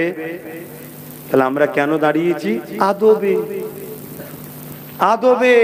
এখন বলবে দরুদের বেলায় দাঁড়ালেন না কেন? দরুদে তো নেকি হয়, দরুদে কি হয়? নেকি হয়। তা নেকি তো বসে বসে নেবো, কিন্তু সালাম দিলে জবাব দেবে নূর নবী, আদবের সাথে নেবো। জোরে বলুন সুবহানাল্লাহ। আমার নবী জবাব দেবে আর আমি বসে বসে নেবো? আমার দিল বলেছে, আমার ঈমান বলেছে, আমার আকাবেররা বলেছে, আমার সিদ্দিক আকবর বলেছে, আমার ফারুক আজম বলেছে, আমার উসমান গনি বলেছে, আমার মৌলা আলী শেরে খোদা বলেছে, আমার হাসানাইন কারামাইন বলেছে, আমার খাতুনে জান্নাত ফাতেমাতা জাহরা রাদিয়াল্লাহু তাআলা আনহা বলেছেন, আমি আমার বাপকে দাঁড়িয়ে সালাম দিতাম। জোরে বলুন সুবহানাল্লাহ। কেন? আমার বাপ জবাব দেবে, আমি বসে নেবো? আমার সাহাবারা দাঁড়িয়ে সালাম দিতেন আমার নবীর, কেন? সালাম দিলে নবী জবাব দেবে, তাই আমরাও বসে দিই না, দাঁড়িয়ে দিই। কথা মাথায় ঢুকেছে? কিন্তু এলিয়ে কেউ যদি বসে দেয়, আমি তাকে ঝগড়া করবো না। ঝগড়া করবেন নাকি? না, তার প্রেম তার কাছে, তার আদব তার কাছে, সে জবাব দেবে। কিন্তু কেউ যদি ফতোয়াবাজি করতে যায়, তাহলে বুঝতে হবে গুস্তাখে রাসূল, এ মুনাফিক আমাদেরকে শেষ করতে চাইছে, নবী থেকে সরাতে চাইছে। চিনতে হবে না? হবে না?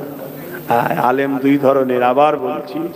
আলেমের শুনতে শুনতে যদি তুমি দেখো ওই আলেমটা তোমাকে নবী থেকে সরাতে চাইছে, মনে রাখবে আলেমটা কোরআনের রাস্তায় নাই। আর যে আলেমের শুনতে শুনতে দেখবে এ তোমাকে নবীর সঙ্গে জুড়তে চাইছে, মনে রাখবে আলেমটা কোরআন অনুযায়ী চলছে। কেন? আল্লাহ কোরআনে দুই ধরনের কথা ইউজ করেছে, ইয়া আইয়ুহাল্লাযীনা আমানু, আর একটা কথা হলো ইয়া আইয়ুহাল্লাযীনা আমানু। যেমন বলেছে ইয়া আইয়ুহান নাস বলেছে। আমানু মানে হে ঈমানদারেরা, অর্থাৎ আল্লাহ যখন ঈমানদারকে লক্ষ্য করে ওয়াজ করে, মানে নসিহত করে। ওয়াজ মানে কি? নসিহত করা, উপদেশ দেওয়া। ঈমানদারদের লক্ষ্য করে যখন আল্লাহ কথা বলেছে, তখন বলেছে আমানু, অর্থাৎ ঈমানদারেরা। তখন আল্লাহ নূর নবীর শান, মর্যাদা, ইজ্জত, রিফাত, মাকাম আল্লাহ আমাদেরকে শুনিয়েছে। জোরে বলুন সুবহানাল্লাহ। তাহলে প্রত্যেকটা কোরআনের পক্ষের আলেমদের উচিত হবে ঈমানদারদের সামনে যখন কথা বলবে, নূর নবীর কথা বলো, রাসূলুল্লাহর কথা বলো। আমার উম্মত নবীকে ভুলে গেছে, তাই আজকে আমার উম্মত নবীর উম্মত, কুকুর ছাগলের থেকে আমরা বেউজ্জতি হচ্ছি। এর কারণ একটাই, আমাদের ঘরে রাসূলের থেকে সরিয়ে দেওয়া হয়েছে। আমাদের দিলে সেই নবীর আদব নেই, সেই নবীর সম্মান নেই, সেই নবীর মর্যাদা নেই যে মর্যাদা সাহাবারা করেছে, যে আদব সাহাবারা করেছে। আমার নবীর এক সাহাবী, নবীর ঘোড়ার পিঠে একটা কাজাবা বাঁধতো কাঠের তৈরি। একদিন রাত্রির গোসলের ফরজ হয়েছিল, ওই কাঠটাতে পর্যন্ত হাত দেয়নি, কেন আমার নবী বসে। আর আজকে আমরা নবী নাম লিখছি মোহাম্মদ সাহেব, জানতে হবে এ ধ্বংস হয়ে গেছে। আমার নবীর যখন নাম লিখবে শুধু মোহাম্মদ বলো না, কেন? আমার নবীকে আল্লাহ মোহাম্মদ বলে ডাকেনি, মোহাম্মদুর রাসূল বলেছে। জোরে বলুন সুবহানাল্লাহ।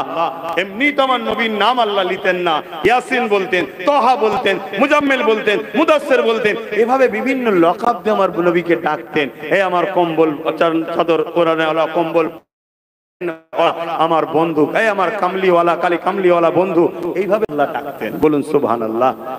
নবী চেনো যুবক, নবী চেনো, নবীকে প্যার করো, দিলে রসুল রাখো যদি বাঁচতে চাও।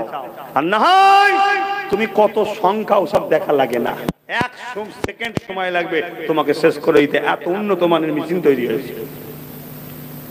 এই তো এখন দেখছেন না, ওই যে কি লিলো জানো, বুঝতে পারছেন তো নাকি? জন জন ছেলে হার্ট অ্যাটাক হয়ে মারা যাচ্ছে, দম নিতে পারছে না, মারা যাচ্ছে। কেন?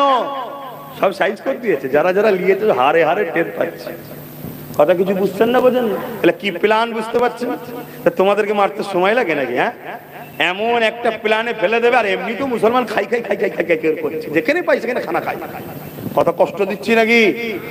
আমার নবীর উম্মত হও তাই বাঁচাবা ছাড়তে বলছি না। কিসের সম্পর্ক তোমার সাথে আমার? কোনো সম্পর্ক নেই, কোনো রাস্তা নেই তোমার সাথে আমার। তোমার আমার সম্পর্ক নূর নবীকে নিয়ে। জোরে বলুন সুবহানাল্লাহ। তাই তুমি আমার নবীর উম্মত হও, তাই তোমায় বাঁচাবার জন্য বলছি। যেখানে পাই সেখানে বসে যায়, কিসের খানা, কি হয়েছে না হয়েছে দেখা দেখি নেই। তাহলে আমাদেরকে মারতে সময় লাগবে? দাওয়াত দিয়ে মেরে দেবে, খেয়ে মেরে ফেলবে। বাঁচতে যদি চাও নূর নবীকে হৃদয়ে রাখো। বিষ যদি খেয়েও ফেলো, ইমানের জোরে তোমার বিষ পানি হয়ে যাবে। জোরে বলুন সুবহানাল্লাহ, আরো জোরে বলুন সুবহানাল্লাহ। ইতিহাসে এরকম আছে না? নাই? হ্যাঁ আছে, সে সময় তো নিয়ে। তো যাক, আমি কেন দাঁড়ালাম তাহলে? নবীর প্রেম ও আদবে মনে রাখবে। প্রেম ও আদব হলো ঈমান। প্রেম ও আদব কি? ঈমান। ঈমান যার আছে অর্থাৎ সে চাকরি পেয়েছে। এবারে তার কাজ নামাজ পড়বে, রোজা রাখবে, হজ করবে, যাকাত দেবে। যে যত বেশি ডিউটি করবে জান্নাতে তত বেশি মাকাম, সম্মান, ইজ্জত পাবে। জোরে বলুন সুবহানাল্লাহ। কেউ যদি ডিউটি কম করে সেও যাবে ঈমান থাকার জন্য। কেন? চাকরিজীবী। কথা মাথায় ঢুকছে না? ঢুকে না। সেও মাইনে পাবে, অল্প পাবে, অল্প পাবে। আর ঈমান নেই অর্থাৎ চাকরি নেই, সারা দিন রাত ধরে রাস্তায় দাঁড়িয়ে ট্রাফিকের কাজ করছে। এই গাড়ি দাঁড়াও না, এই তুমি যাও, এই দাঁড়াও তুমি যাও। ওকে মাইনে দেবে কেউ? কেন? তো চাকরিই পাইনি। তাতে পুলিশ হতে গেলে, ট্রাফিক হতে গেলে আগে চাকরি পেতে হয়, তবে মাসে মাসে মাইনে আছে। দুনিয়ায় যদি এটা হয়, তুমি আল্লাহর হলে না, রসুলের হলে না, ঈমান আনলে না, আর তুমি নামাজ রোজা দাঁড়িয়ে টুকিলে কি করবে? এইসব ষড়যন্ত্র চলছে। বাপ খারাপ নেবেন না, একটু বুঝালাম। ইয়া নবী সালাম, ইয়া রাসূল, ইয়া হাবিব সালাম।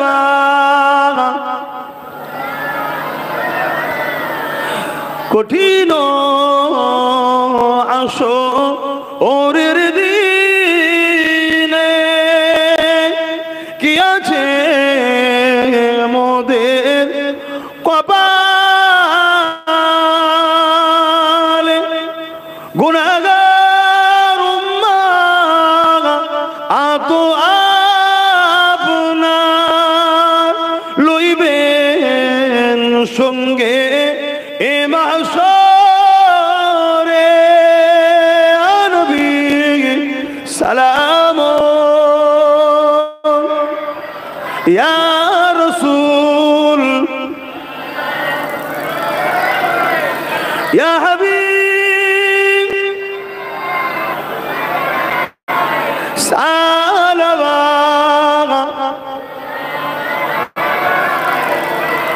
ইয়া নবী মদিনা হতে সব কিছুই পারেন দেখিতে, গো দেখিতে পারে তো নাকি? মদিনা হতে নবী সব দেখতে পাই তো নাকি? একটু বলবেন না? ভয় লাগছে যে ইমান যদি চলে যায়। আরে আছে কি যাবে, থাকলে তবে তো যায়। হ্যাঁ বলেন, নবী মদিনা থেকে দেখতে পাই না পাই না? হ্যাঁ। আল্লাহ দেখতে পাই না পাই না? দুই দেখা এক না আলাদা? না আলাদা, আলাদা। হ্যাঁ, আল্লাহ নবীকে দেখায়, নবী দেখতে পায়। আল্লাহকে কিন্তু কেউ দেখায় না, উনি খোদ মালিক। জোরে বলুন সুবহানাল্লাহ। আকীদা ঠিক রাখবেন। একদল বেদাতি আছে, আবার একদল আছে ভণ্ড। নবীকে দিয়েছে, জোরে বলুন সুবহানাল্লাহ। পাওয়ার যে তানা দিয়েছে, তাই তিনি দেখতে পায়। এই দেখার ক্ষমতা নবীকে কে দিয়েছে? আল্লাহ। আল্লাহও দেখতে পায়। আল্লাহকে কে ক্ষমতা দিয়েছে? তিনি নিজেই মালিক। জোরে বলুন সুবহানাল্লাহ। তাহলে আপনাদেরকে একটা ছোট্ট কথা জিজ্ঞেস করব। বলুন, জিজ্ঞেস করব। আমার লক্ষ্য, আমি হুজুরের গোলাম হতে চাইছি। জানি না হুজুর আমায় কবুল করবে কি, কিন্তু হুজুরের যদি হাজার হাজার উম্মত সাক্ষী দেয়, 1 লাখ উম্মত সাক্ষী দেয় সব জায়গায় যে হ্যাঁ আব্বাস হুজুরের গোলামি করছে, তাহলে একদিন যদি হুজুরের দয়া করে আমায় গোলাম হিসাবে কবুল করে লাই, আমার দুনিয়া আখেরাত কামিয়াব হয়ে যাবে। দুনিয়া আখেরাতের পৃথিবীর বাদশাহিত্ব যদি আমায় দেওয়া হয়, তার থেকেও দামি সম্পদ হলো হুজুরের কদমের কাছে একটু বসে গোলাম হিসাবে থাকা। অনেক দামি। জোরে বলুন সুবহানাল্লাহ। দিল থেকে বলছি বাপ, একটু সত্যি করে বলুন দিল থেকে। আমি যা ওয়াজ করলাম এতক্ষণ ধরে, আপনাদের ঘরে নবীর সঙ্গে জুড়তে চাইছি না ছাড়াতে চাইছি? আমি আপনাদের ঘরে নবীর গোলামি করতে বলছি না সরে যেতে বলছি? তাহলে একটু আল্লাহকে সাক্ষী রেখে, নূর নবী যখন দেখতে পাই, আল্লাহ দেখাচ্ছেন যখন, একটু আল্লাহকে সাক্ষী রেখে হাত তুলে বলবেন যে আমি হুজুরের সঙ্গে জুড়ছি না বার করছি? কারা কারা বলছেন হুজুরের সঙ্গে জুড়তে চাইছে, একটু হাত তুলে দেখাবেন। লম্বা করে হাত তোলেন। আল্লাহ কবুল করেন, ইয়া রাসূলুল্লাহ কবুল করেন। আল্লাহ আপনি কবুল করেন। বলুন আল্লাহুম্মা আমিন। বলুন আল্লাহুম্মা আমিন। হুজুর কোথায়? হুজুর কোথায়? প্রতিটা মুমিনের জানের থেকেও কাছে হুজুর আছে। জোরে বলুন সুবহানাল্লাহ। আর হুজুরকে আমাদের কাছে করেছেন কে? আল্লাহ করেছে। আল্লাহকে যদি ভালোবাসেন, আল্লাহর আইন ভালোবাসবেন না? আল্লাহকে ভালোবাসেন, আল্লাহ যেটা চাই সেটা ভালোবাসবেন না? মাথায় রাখবেন। তাহলে আমার নবী মদিনা থেকে দেখতে পাই। যদি পাই, যারা যারা বলছেন জবান খুলে আমার সঙ্গে এই কলিটাও পড়ুন। ইয়া নবী মদিনা হতে সব কিছু পারেন দেখিতে, মোদের লাশ কবরে এ রাখিলে লইবেন আপন করে। নবী সালাম ইয়া রাসূল ইয়া হাবিব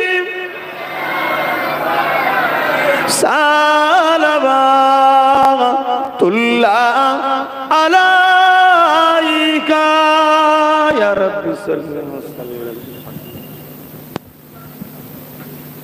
বলাগাল উলা বিকামালিহি কাযাবাদ দুজা বিজামালিহি হাসানাত জামিউ সালিহি সাল্লু আলাইহি ওয়া আলিহি। আল্লাহুম্মা সাল্লি আলা সাইয়্যিদিনা মাওলানা মুহাম্মদ ওয়া আলা আলিহি। বাপ জানেরা, যারা দাঁড়িয়ে আছেন একটু দোয়াটা কমসে কম বসে বসে আমাদের সঙ্গে শরীক হয়ে চান, বসে যান। যারা দূরে দূরে আছেন দোয়ায় একটু শরীক হন, কমসে কম দোয়ায় শরীক হন, দোয়ায় শরীক হন। বাপ একটা কথা মনে রাখবেন, বিশ্ব চায় আমাদের ঈমানকে নষ্ট করার। কেন? যতবার আমরা জিতেছি ঈমানের জোরে জিতেছি। জোরে বলুন সুবহানাল্লাহ। ঈমান হুজুরের মহব্বত ও আদবের নাম। মনে থাকবে, আমার দাদা হুজুর পীরকে রহমাতুল্লাহ আলাইহি পূর্ব ভারতের তিনি দ্বীন ইসলামের গাছ রোপণ করেছেন। তিনি মানুষকে রাসূলের সঙ্গে আল্লাহর সঙ্গে জুড়েছেন। জোরে বলেন সুবহানাল্লাহ। অতএব মুজাদ্দিদ জামানের মুরিদ বা অনুসারীদের ঘরের যুব সমাজ আপনারা, আমরা আপনাদের পীর ভাই। মনে রাখবেন, পীরের আরবি হলো মুর্শিদ। পীরের আরবি কি? মুর্শিদ। এই সম্পর্ক রাখবেন। আসেন, আমাদের মধ্যে দুই দিক দিয়ে হামলা চলছে। একদল লোক পীর দাবি করে নামাজ পড়ে না, গেঁজা খায়, মাজারে গিয়ে বড় বড় মেয়েদের মতো চুল রেখে বসে আছে, বাবা সেজে বসে। এটা হলো প্ল্যান, যাতে এদেরকে দেখিয়ে গাড়ি খাজা গরিবে নওয়াজের বিরুদ্ধে কথা বলা যায়। কথা বুঝে আসছে? এটা সাজিয়ে বসানো হয়েছে। আল্লাহর ওলি কারা, মুর্শিদ কারা, পীর কারা? যাদের কাছে গেলে আল্লাহ ও রসুল পাবেন। জোরে বলুন সুবহানাল্লাহ। যেখানে জিকরে মুস্তাফা হয় ওখানে কোনো বালা মুসিবত অভাব অনটন থাকে না। জোরে বলুন সুবহানাল্লাহ। আরো জোরে বলুন। তাহলে শুধু আমরা নবী নবীর পক্ষে বলছি ভাববেন না। অতএব রাসূলের উপরে দরুদ পড়তে হবে। একটা কথা বুঝাতে গিয়ে দিকে যাচ্ছি। তাহলে দরুদ পড়লে কি হয়? ইমাম গাজ্জালী বলছেন মহব্বত বাড়াও। তো হুজুরকে জিজ্ঞেস করা হচ্ছে, হুজুর মহব্বত বাড়বে কি করে? ইমাম গাজ্জালী রাহমাহুল্লাহ বলছেন মহব্বত বাড়ার দুটো রাস্তা। একটা রাস্তা হলো দরুদ বেশি বেশি করে পড়ো। জোরে বলুন সুবহানাল্লাহ। আর এখন হাজারো জলসা হয়, দরুদই তো পড়া হয় না। তার মানে কি মহব্বত বাড়াতে চাইছে না কমাতে চাইছে? আমরা কি সেই দিকে মহব্বত করব নবীর উপরে না করব না? একটু সারা দেবেন। মহব্বত করতে হবে। তাহলে কি করতে হবে? দরুদ পড়তে হবে। দ্বিতীয় মহব্বত বাড়ে কিসে? ইমাম গাজ্জালী হুজুর বলছেন নবীর জীবনী পড়ো। জোরে বলুন সুবহানাল্লাহ। আমাদের ছেলেদের তো পড়ার সময় নেই, কাজ নিয়ে ব্যস্ত। তা কি হবে? ইমাম গাজ্জালী হুজুর বলছেন যেখানে গেলে নবীর জীবনী শোনা যাবে তাদের সোহবতে, তাদের মাহফিলে বসো। জোরে বলুন সুবহানাল্লাহ। তাহলে দরুদ পড়বেন। আর আমার ওই ভাইগুলো আসছে, যুবকগুলো সব লম্বা হয়ে বসে আছিস কেন বাবা? কি রে ভাই, মহব্বত রাখবি নি? আমার দাদা হুজুর এসছে এই গ্রামে। আজকের কথা তাহলে দাদা হুজুর এসছে মানে ৮০, ৯০, ১০০ বছরের কথা। তাহলে ১০৫তম, ১০৫ বছর আগে আমার বেটা জান এসেছে, সিলসিলা সম্পর্ক জুড়েছে। তখন হয়তো ইসলাম কি জিনিস মানুষ জানতো না। দাদা হুজুর এসে আপনাদের মুরব্বীদের ইসলাম শিখিয়েছে। তারপরে আমার দাদুরা এসেছে, বাপ চাচারা আসছে, এখন আমরা আসছি। এ যুবক ভাইরা, সম্পর্ক রাখবে না? এরকম লাইন তো দূরে দূরে বসে পড়ছিস কেন? সরে সরে কাছাকাছি এসে বসো। দরুদ শরীফ আল্লাহুম্মা সাল্লি আলা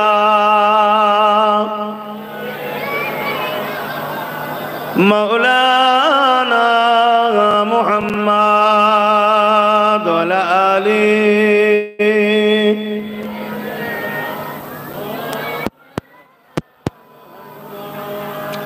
सदाग़े महशर में लब्बाई लब्बाई,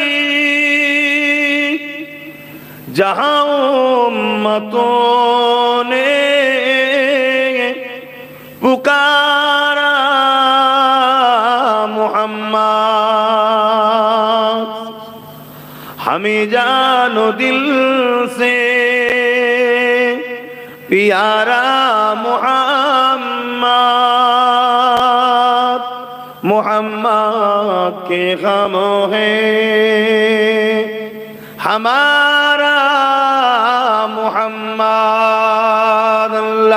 अल्लाहुम्मा सल्ली अला।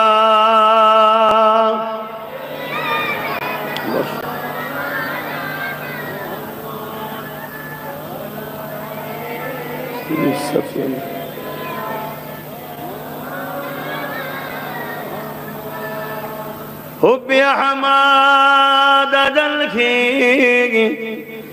उसी ने में गए, मैं खाहूं मेरा दिल मदीने में है।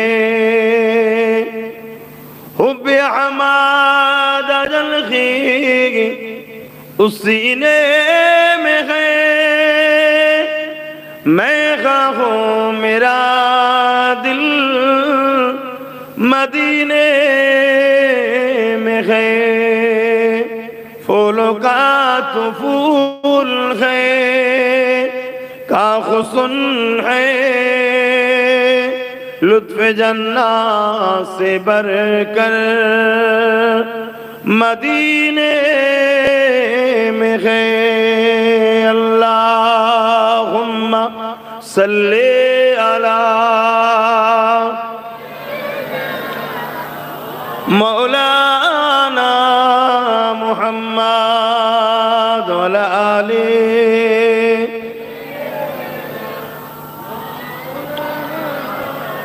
कलमे ला इलाहा इल्लल्लाह ला इलाहा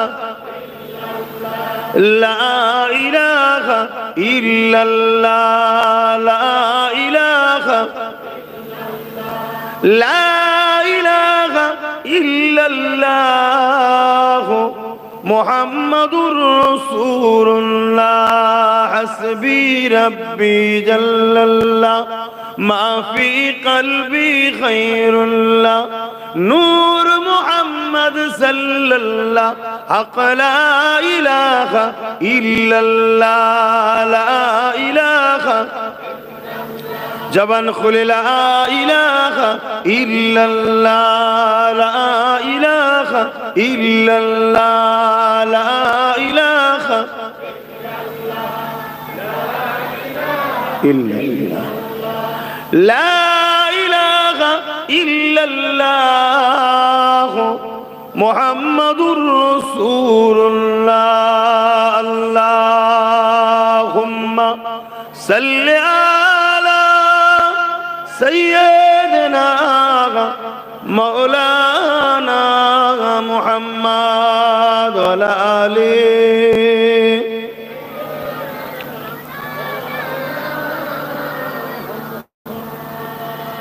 وقال الله تعالى في كلام المجيد الفرقان الحميد قل إن كنتم تحبون الله فاتبعوني يحببكم الله ويغفر لكم ذنوبكم والله غفور رحيم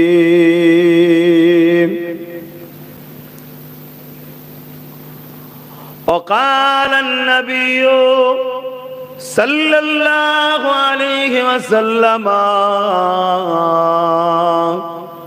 من أحب لله وأبغض لله وعاتى لله ومنع لله فقد استكمل الإيمان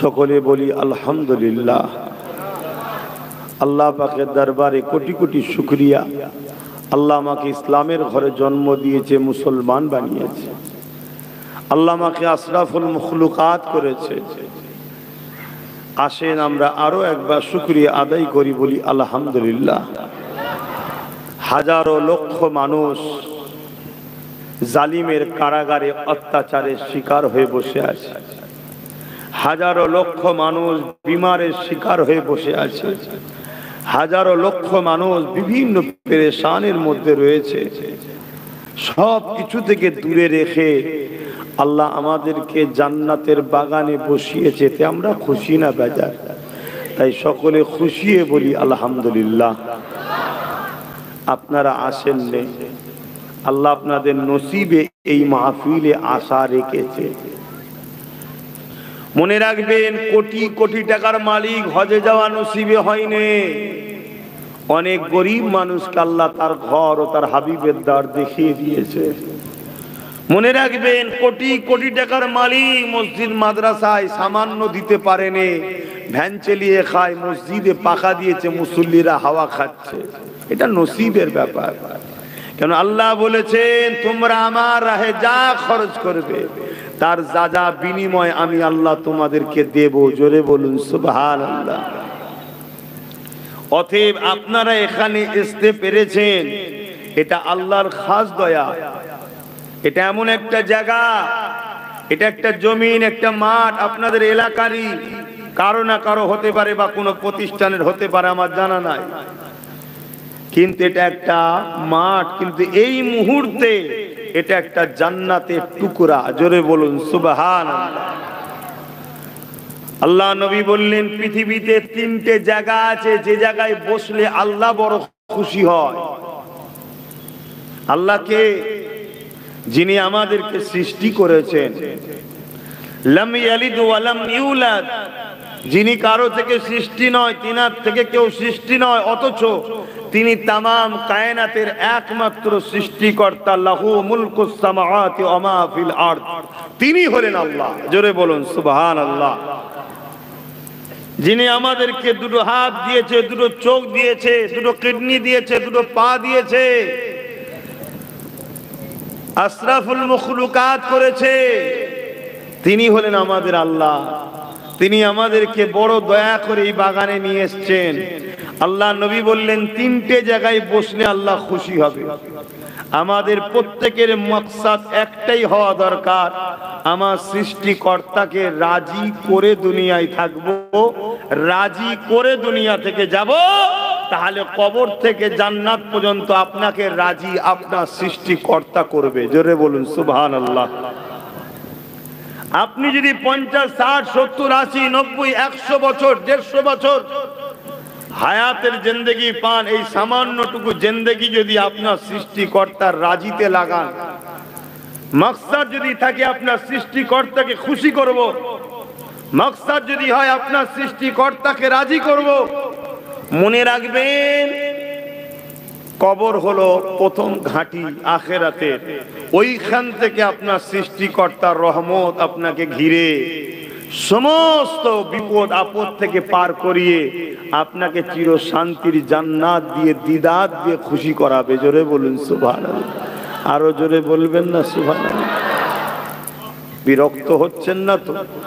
কেন এখন আপনারা মাঠে খাটা মানুষ, হয়তো খাটাখাটনি করে একটু শোন প্রতিদিন, আর সেই সময় আমি ভাইজান বাবাজি এসে ডেকে ডেকে বকাচ্ছি, রাগ হচ্ছে না তো?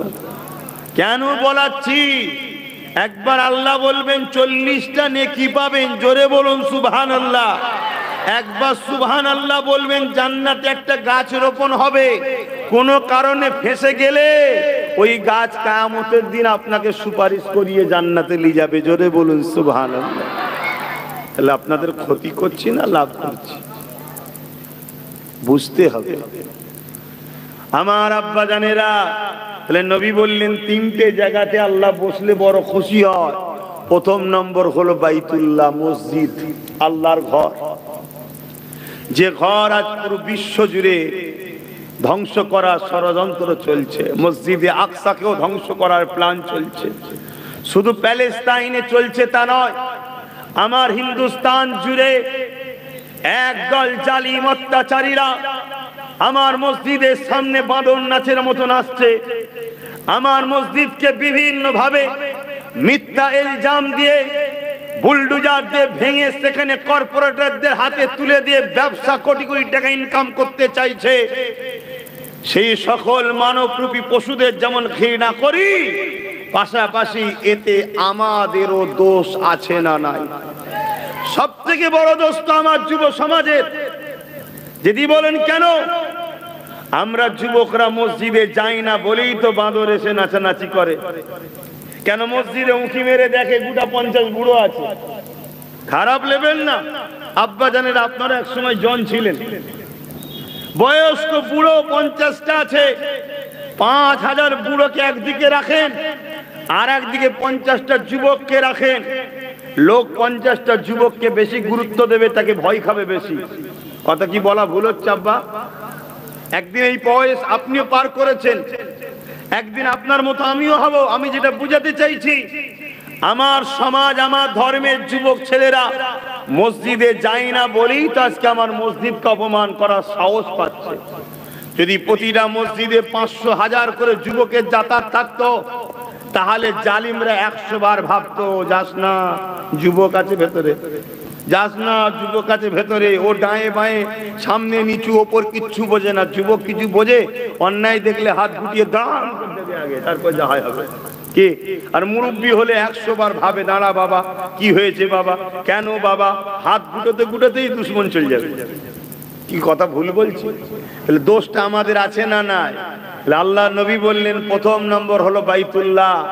মসজিদে যখন কেউ গিয়ে বসে আল্লাহ তাদের উপরে খুশি হয়। জোরে বলুন সুবহানাল্লাহ। এই আমার যুবকরা, দুনিয়া সবাইকে খুশি করার জন্য বসলেন, দুনিয়ার জন্য খুশি করার জন্য বসলেন, আপনার ভালোবাসার মানুষের জন্য ঘন্টার পর ঘন্টা, রাত দুপুর রোদ বলে কিছু নয়, সেখানে বসে কাটালেন। আপনার দুনিয়ার নেতা লিডারের জন্য গরম রোদে ভিড় করে বসে রইলেন। হয়তো একটা বিরিয়ানি কি 100-200 টাকা সাইকেল পাবেন, তার জন্য আপনি বসে রয়ে গেলেন। আর যিনি আপনার সৃষ্টিকর্তা, সেই আল্লাহর খুশির জন্য কখনো মসজিদে গিয়ে বসতে পারলেন না। নিজেকে প্রশ্ন করুন, প্রশ্ন করুন, আপনি কে? আপনার এই কর্মকাণ্ডটা কি করা ঠিক হচ্ছে? ভেবে দেখুন। আসেন, 1 নম্বর জায়গা মসজিদ। নামাজের জন্য বান্দা যখন যায় আল্লাহ তার উপরে খুশি হয়ে যায়। জোরে বলুন সুবহানাল্লাহ। 2 নম্বর হলো ছেলেরা যখন মা বাপের মুখের দিকে চেয়ে বসে। আজকাল ছেলেদের তো সময় নেই মা বাপকে দেখার জন্য।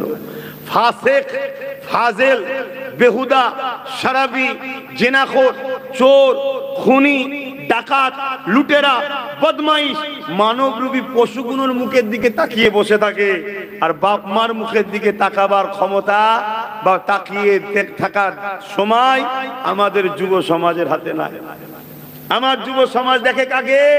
নায়কের দিকে তাকিয়ে আছে, নায়িকার দিকে তাকিয়ে আছে।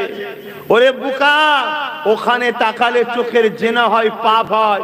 আর বাপ মার মুখের দিকে তাকালে মকবুল হজের সওয়াব পাওয়া যায়। জোরে বলুন সুবহানাল্লাহ। মকবুল হজ মানে তার আর জান্নাতের বীজখানে শুধু মৃত্যুটা পার্থক্য থাকে, দূরত্ব থাকে। মরতে দেরি, জান্নাত যেতে দেরি হয় না। জোরে বলুন সুবহানাল্লাহ। কথা কিছু শুনছো আমার ভাইরা? কি গো যুবক, তোমাদের ক্ষতি করছি নাকি? বলো, তোমাদের ক্ষতি করছি যে হুজুর আমাদের কাছ থেকে খেলোয়াড়দের কিনে নিল রে? তোমার খেলোয়াড় তোমার কোনো কাজে আসবে না। এটা চোখের নেশা, চোখের ধোঁকা। আর মা বাপের মুখের দিকে তাকাও। মায়ের পেট থেকে বেরোলে যেমন গুনাহ থাকে না, জীবনে যা গুনাহ করেছো হক্কন নাস ছাড়া সমস্ত গুনাহ আল্লাহ মাফ করে দিয়ে মকবুল হজের সওয়াব দেয়। জোরে বলুন সুবহানাল্লাহ। 2 নম্বর জায়গা। 3 নম্বর কোন জায়গাতে বসলে আল্লাহ খুশি হয়? আল্লাহ নবী জানালেন, ক্বালা আলা কাযকে, যেখানে আমার আল্লাহ পাকের কথা হয় ওই জায়গায় যখন বান্দা বান্দি গিয়ে বসে, ওদের বসার উপরে আল্লাহ পাক খুশি রাজি হয়ে যায়।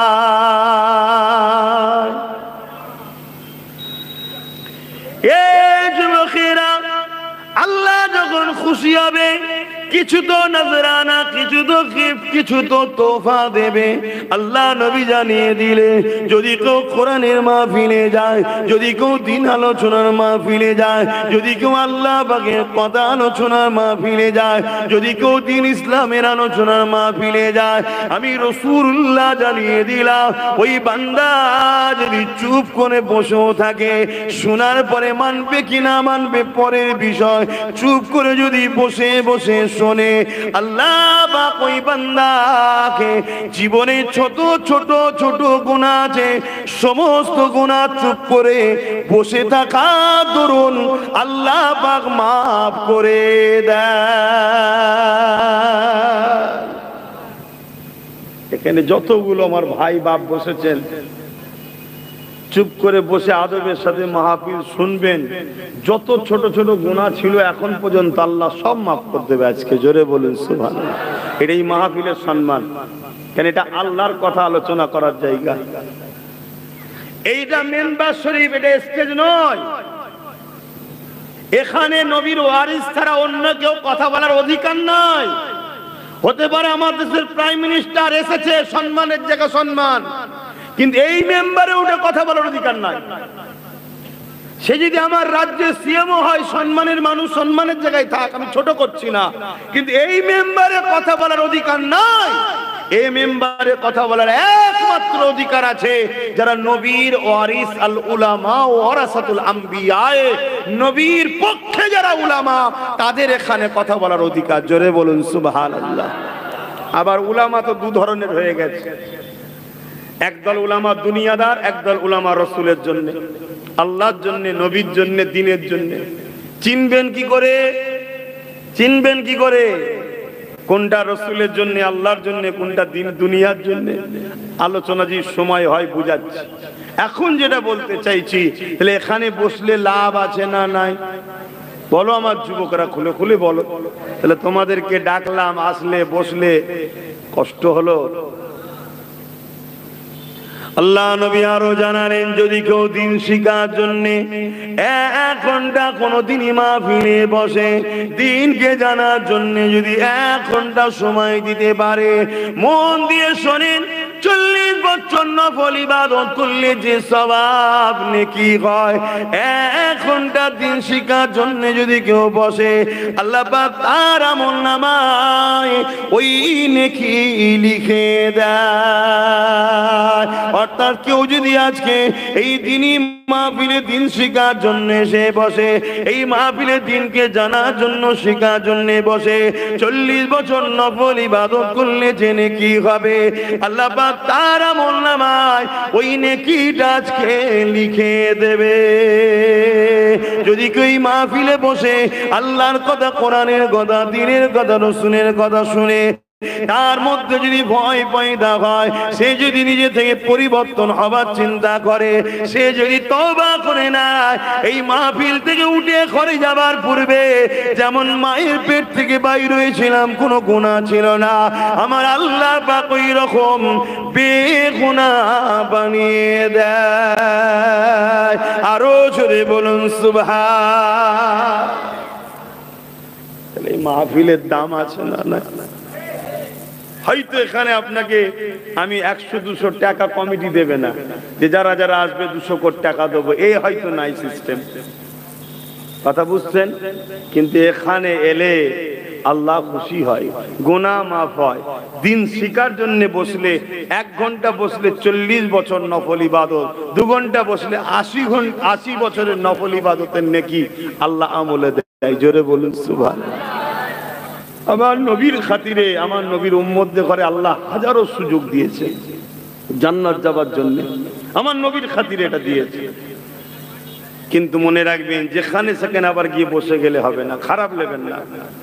যেখানে সেখানে গিয়ে বসে গেলে হবে না, দেখতে হবে রাসূলের পক্ষে, আল্লাহর পক্ষে, দ্বীনের পক্ষে কিনা।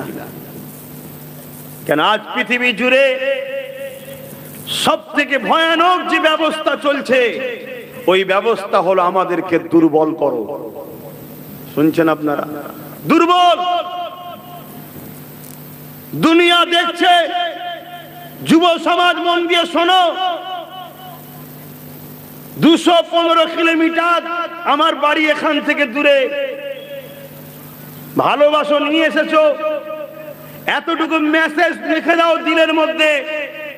পুরো পৃথিবী জুড়ে যারা মানুষের খোদা হবার স্বপ্ন দেখছে, একদল মানুষ এই পৃথিবীতে আছে, অর্থের গরমে হোক, রাজ পাওয়ারের ক্ষমতায় হোক, তারা মানুষের প্রভু হতে চাইছে।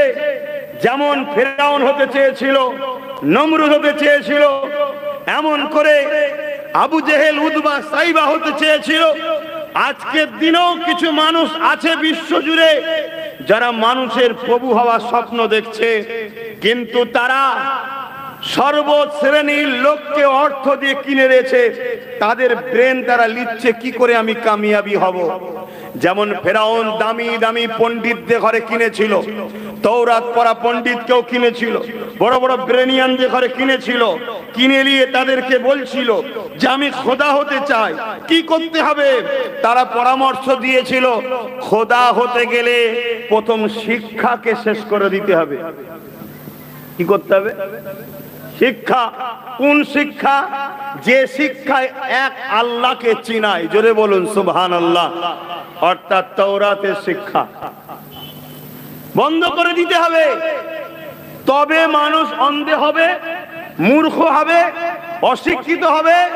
তাদের কাছে আপনি আপনার খোদাইত্বের মেসেজ পাঠাবেন, লোক পটপট করে আপনাকে মেনে নেবে। ফেরাউন এই কাজে একটু হলেও সাকসেসফুল দুনিয়াবি দিকে হয়েছিল না হয়নি? কথা বলছে না তো? হয়েছিল। কোটি কোটি লোককে তার উপাসনা করিয়েছে। তো এরকম আজকেও ফেরাউন আছে না নাই? তারা দুনিয়া জুড়ে কোরআনকে মিটাতে চাইছে, চাইছে না? চাই না? মাদ্রাসাকে মিটাতে চাইছে, চাইছে না? চাইছে না? আজ তো আপনাদের মাদ্রাসার উন্নয়ন উপলক্ষ করে জলসা। মসজিদকে মিটাতে চাইছে, চাইছে না? চাই না? আপনারা নিশ্চয়ই জানেন আমার দেশের উত্তর প্রদেশে 25,000 মাদ্রাসাকে ব্যান করা হয়েছে। কেন করা হলো? কি সমস্যা? মাদ্রাসায় কি শিক্ষা দেওয়া হয় বলবেন তো? মাদ্রাসায় প্রকৃত দেশপ্রেমের শিক্ষা দেওয়া হয়, জোরে বলুন সুবহানাল্লাহ। মাদ্রাসায় প্রকৃত মানুষ তৈরি করা হয়, জোরে বলুন সুবহানাল্লাহ। কিন্তু বুঝাবে কে?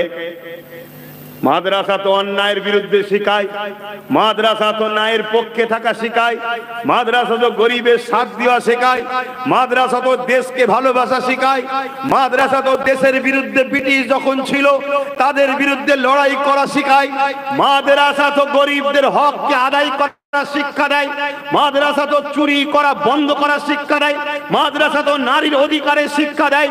মাদ্রাসা যদি থাকে তাহলে আজকে আমি যে নারীর অধিকার হরণ করছি, দেশকে যে লুটছি, দেশের মানুষকে যে জুলুম করছি, তাহলে আমি ধরা পড়বো না? পড়বো না? আরে কথা বলছে না তো? তাহলে মাদ্রাসা থাকলে জালিমদের সুবিধা না অসুবিধা? হ্যাঁ, জালিমদের সুবিধা না অসুবিধা? তাই তারা বন্ধ করছে। ফেরাউনও চেয়েছিল বন্ধ করে দাও, বন্ধ করেছিল না? করেনি? করেছিল, কিন্তু বেশি দিন টিকতে পারেনি। কেন? নবী মুসা মাধ্যমে আল্লাহ তার জবানা জব্দ করে দিয়েছে, জোরে বলুন সুবহানাল্লাহ।